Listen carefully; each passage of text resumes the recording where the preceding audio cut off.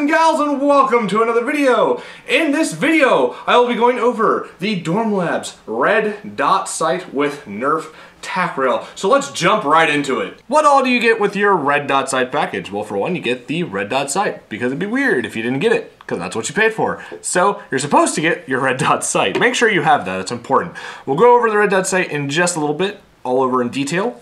You also get these two pieces of paper. One is over the basic instructions for the red dot sight, just telling you, a little bit how it works.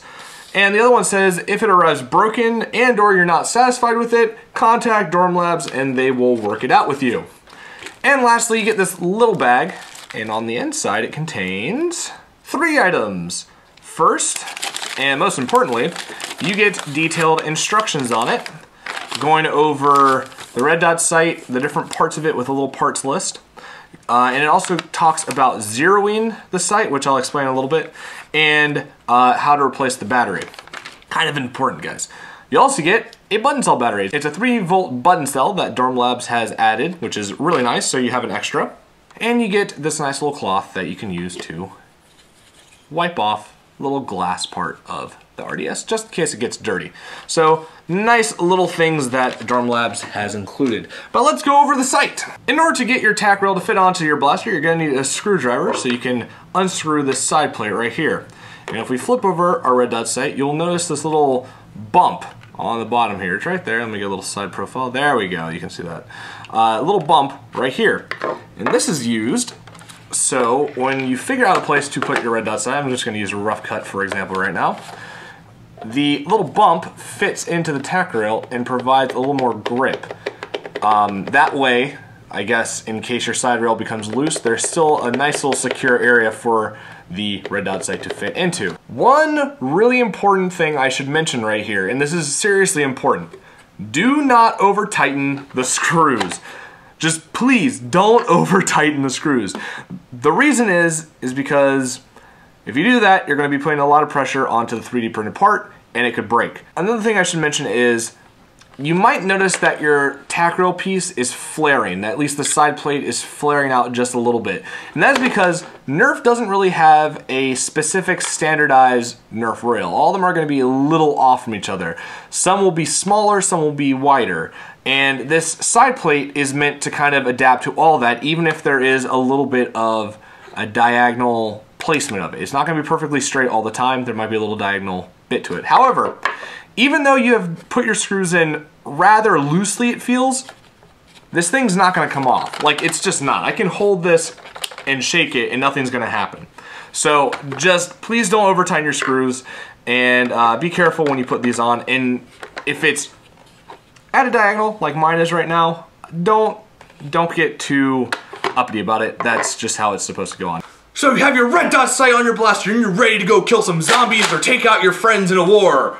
There's one thing you need to do before you go running out and shooting everyone and taking down your enemies. That is zeroing your red dot sight. What is zeroing, you might be asking? On the back, right here, and on the right side, right here, there are 2 knobs. The back is for up and down, and the front is for left and right. And this is what you use to zero your red dot sight. So everyone's face is a little different from one another's. And in order to make it so that your red dot sight is accurate, you have to zero it. All you do is you take your face and your red dot sight and aim like you're gonna be aiming your blaster. That could be resting your cheek on it, that could be holding it out like this. In whatever stance you hold your blaster normally, that's what you wanna do.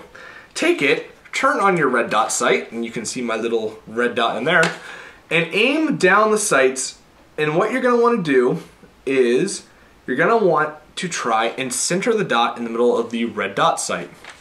So, using your knobs, you take it, and you can push it down or up, or whatever, depending on how you see things. And that is how you zero your red dot sight. And it's perfect when you know that your barrels are facing straight ahead and your red dot sight is perfectly on with those barrels. And that's how you aim accurately. Everyone is different, so zero yours accordingly. So how do I feel about DormLabs red dot sight? Let me say this first before I go any further. I am not one of those people who likes to put random attachments onto my blasters to make them Super Tech Elite, Call of Duty snipers, laser beam, scopes, whatever. If it affects the performance in a negative way, I'm not going to put it on there. If it affects the performance in a positive way, if it looks nice, then I might put it on there. But overall, I don't really like having excess attachments hanging off everywhere. It's just not who I am. Instead of having a scope on my blaster, I'd rather have like a 6-dart holder or something like that. With that said, I think this is a pretty nice sight. It's pretty small compared to a Strife. It's about yay big. It's actually almost exactly the same size as like the battery door. So think about putting the battery door on your, look at that, that's actually interesting. It's about the same exact size. Think about putting the battery door on your blaster and that's about what you get. It's pretty thin, so it's not going to take up too much space, and it looks really nice, and it works really well. It has the battery built into the bottom here, so you don't have to have any like wires or external battery packs or adding a battery pack or anything, and it's easy to access with no screws because it has that little cover right there. The switch is built in, so you don't have to have some weird wire going around your blaster, and the knobs are very easy to use. They're very slick, just very easy to turn, and I have had no problems with them. So overall, it's very simplistic and very easy to use. Plus, you have your Nerf rail adapter built into it, which will save you time from having to like glue this onto another Picatinny rail or whatever. With that said, your price is about $25. It's $24.99, so $25. It's a little bit steep for a red dot sight. I think if they could bring that down by about $5, you'd be in the perfect range for a red dot sight. That looks pretty good on any blaster. I mean, it looked good on a rough cut. And a rough cut is a shotgun, and I don't understand why you'd make that combo, but it looked good on a rough cut. Especially for cosplayers who want that realistic sight, red dot sight on their blaster, but they don't want to have to like super glue or epoxy it because you have a Nerf rail, so you can take it off really easily. And that Nerf rail is very secure, really secure. That lump that's inside of the edges of it holds that thing on really well, even if you loosely screw in the screws, which is A+ on DormLabs parts. So in a nutshell, it looks really nice, simplistic and easy to use, easily detached, but the price is a little high. So if there's a way they can drop that price down, I think this will be a really good product. And if you're interested, I will put a link in the description box so you can just one click and get to the page and buy it if you are interested. So that is my review on DormLabs Red Dot Sight. Hope you've enjoyed this video and have a great day wherever you are.